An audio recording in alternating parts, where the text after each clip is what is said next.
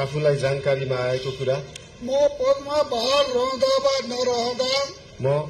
बहाल रहँदा वा नरहँदा जुनसुकै अवस्थामा पनि प्रचलित कानूनको पालना गर्दा बाहेक अरू अवस्थामा कुनै किसिमबाट पनि प्रकट वा संकेत गर्ने छैन। धन्यवाद। यसपछि नवनियुक्त सम्माननीय प्रधानमन्त्रीज्यूलाई आफ्नो आसनमा रही शपथ पत्रमा हस्ताक्षर गरिदिनु हुन अनुरोध गर्दछु।